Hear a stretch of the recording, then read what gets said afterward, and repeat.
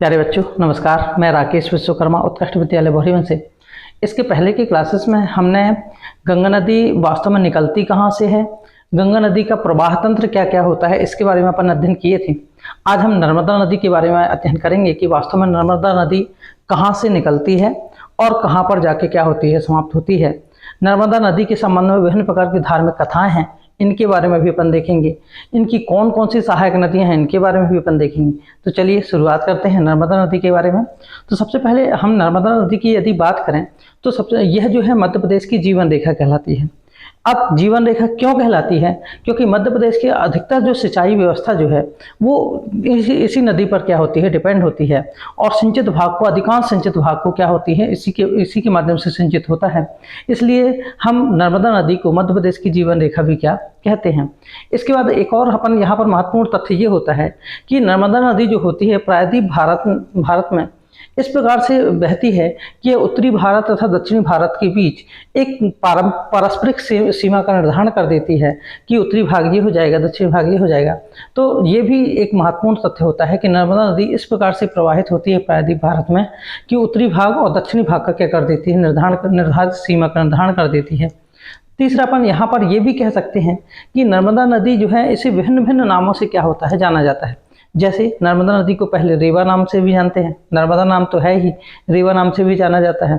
फिर इसके पश्चात इसे सोनभद्र नाम से भी जाना जाता है, रजनी नाम से भी जाना जाता है, एवं इसे बालू वाहिनी के नाम से भी जाना जाता है। क्योंकि इस नदी में बहुत अधिकांश मात्रा में क्या रहता है, बालू क्या होती है, निकलती है। इसलिए इसे हम बालू वाहिनी नाम से भी क्या करते हैं, जानते हैं। अब सबसे इम्पोर्टेंट चीज पर अपन पहुंचते हैं कि नर्मदा नदी जो है वास्तव में पूर्व से पश्चिम की ओर कैसे प्रवाहित होती है, क्यों बहती है। तो हम जानते हैं कि जो प्रायद्वीप भारत है उसका जो ढाल है वो पूर्वी क्षेत्र की ओर है। अब पूर्वी क्षेत्र की ओर होने के कारण क्या होता है कि अधिकांशतः जो नदियां होती हैं वो पूर्वी दिशा में जाती हैं, और पूर्वी दिशा में जाके क्या हो जाती हैं, यानी जैसे हिमालय से निकलने वाली नदियां जो होती हैं या अनेक नदियां जो होती हैं पूर्वी दिशा में जाती हैं। अब ये जो नदी होती है उल्टा बहती है। ये नदी जो होती है पूर्व से पश्चिम की ओर प्रवाहित होती है। अब पश्चिम की ओर प्रवाहित होने का मुख्य कारण क्या है, तो अपन यहाँ पर ये देखें कि सबसे पहले नर्मदा नदी को उद्गम स्थल पर देखें कि नर्मदा नदी का जो उद्गम स्थल है वो वास्तव में कहाँ पर है। विंध्याचल पर्वत श्रेणी और सतपुड़ा जो पर्वत श्रेणी होती है, उन दोनों पर्वत श्रेणी जो पूर्वी संधि होती है, यानी दोनों पर्वत श्रेणियों की जो पूर्वी संधि होती है वहाँ पर वो एक जिला है, कौन सा है, अनूपपुर जिला। और अनूपपुर जिला में एक स्थान होता है अमरकंटक।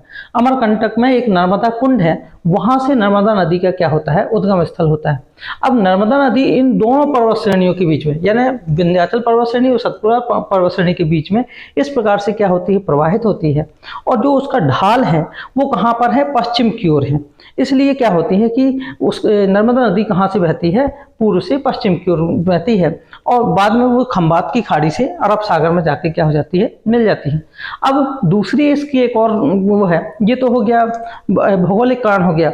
अब इसका अपन यदि धार्मिक कारण देखा जाए तो वास्तव में हुआ क्या था कि एक, वैसे तो बहुत सारी कथाएं प्रचलित है, लेकिन इसमें एक कथा जो प्रचलित है उसमें ये बतलाया गया है कि नर्मदा जो रानी थी उनका जो विवाह हुआ था वो सोनभद्र नामक राजा से हुआ था।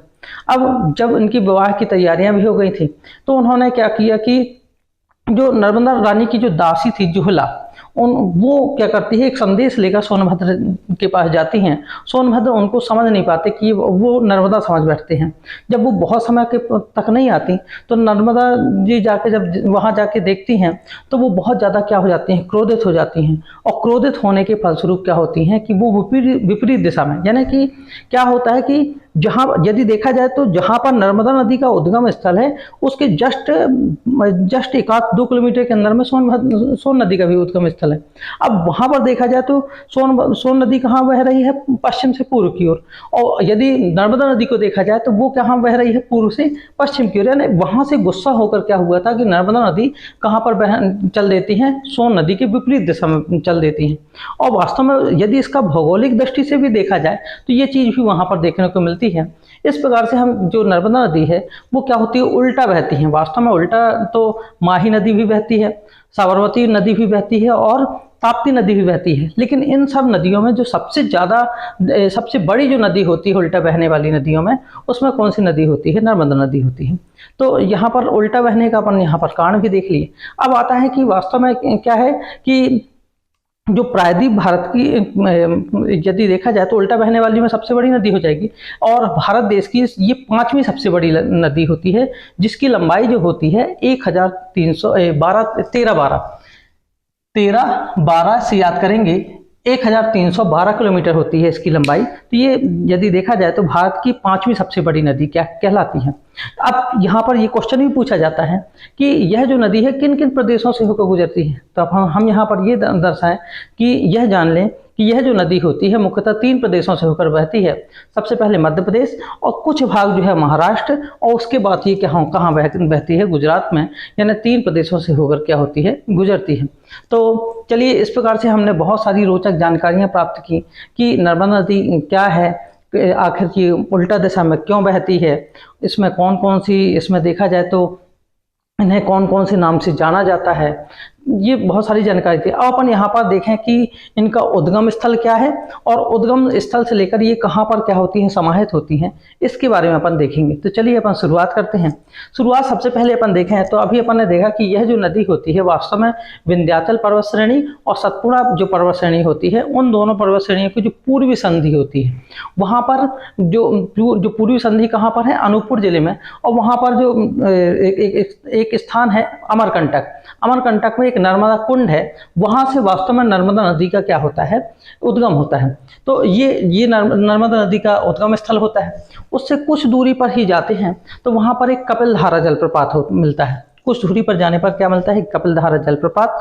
और तो ये कंपटीशन एग्जाम में पूछा जाता है कि सबसे प्रथम जलप्रपात कौन सा होता है। तो सबसे पहला जो जलप्रपात होता है वो कौन सा होता है? कपिलधारा जलप्रपात होता है। कुछ दूर और आगे जाते हैं तो वहां पर क्या होता है कि जब अपन मंडला जिले में प्रवेश करते हैं तो एक बंजर नदी उसमें आकर मिलती है। और ये जो बंजर नदी होती है वो बंजारपुर छत्तीसगढ़, यानी छत्तीसगढ़ से बंजारपुर, जो छत्तीसगढ़ है बंजारपुर से नदी निकलती है, और ये बंजर नदी कहला जाती है। ये वास्तव में मंडला जिले में क्या होती है? नर्मदा नदी से क्या होती है? आकर मिलती है। तो ये भी एक क्वेश्चन पूछा जाता है कि नर्मदा नदी की सबसे पहली सहायक नदी कौन सी है। तो नर्मदा नदी की जो सबसे पहली सहायक नदी होती है वो कौन सी है? बंजर नदी है।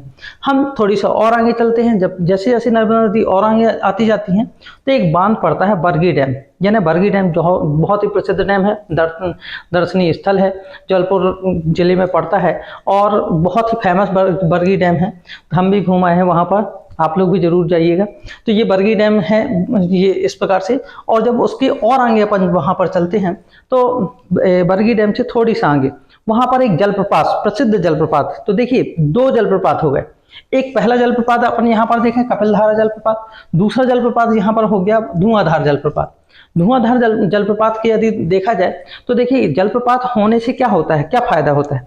तो जब जलप्रपात होगा या जो नदियां क्या होती है, स्वाभाविक सी बात है आगे तभी बढ़ेंगी जब ऊंचाई से क्या है नीचे की ओर गिरेंगी।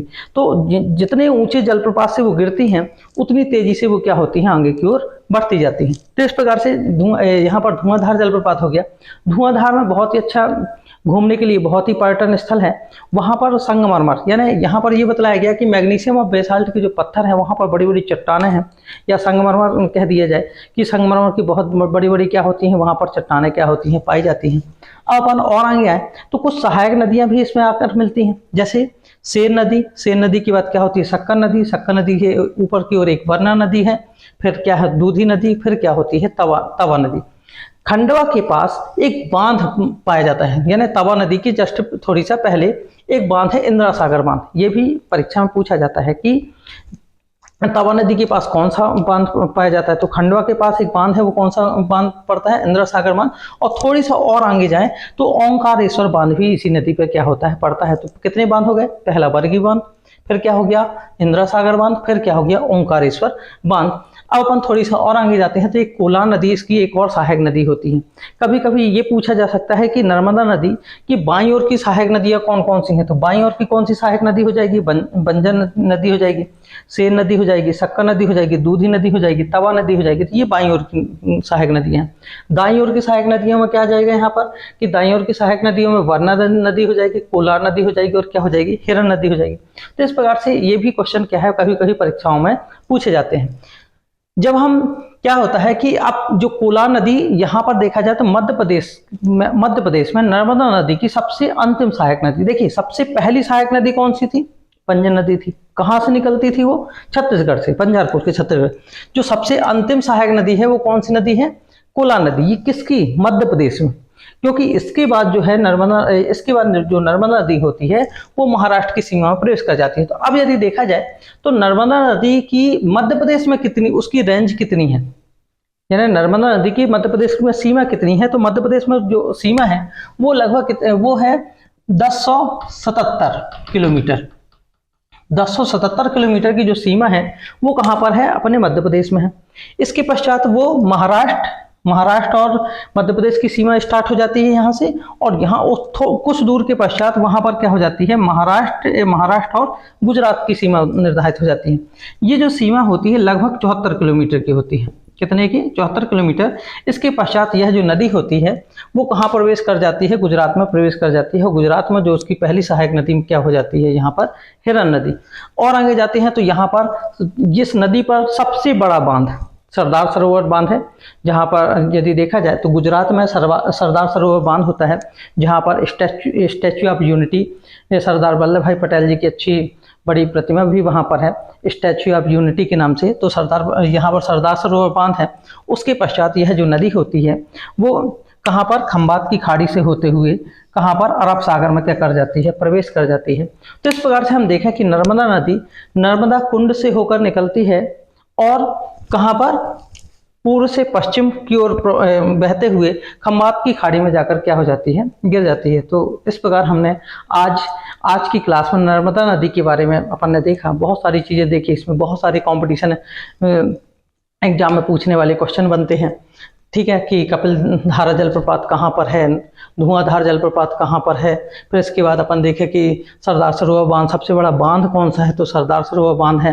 फिर धुआंधार जलप्रपात में कौन कौन सी चट्टानें पाई जाती हैं, तो वहाँ पर अपन बतला सकते हैं कि मैग्नीशियम और बेसाल्ट पत्थर की चट्टानें पाई जाती हैं।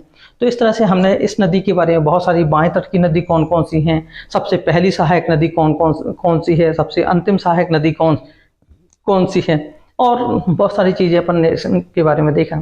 तो मेरे ख्याल से आप सभी को यह वीडियो पसंद आया होगा और नर्मदा नदी के बारे में अपन ने अध्ययन कर लिया। एक और नदी के बारे में अपन पुनः प्रस्तुत होते हैं।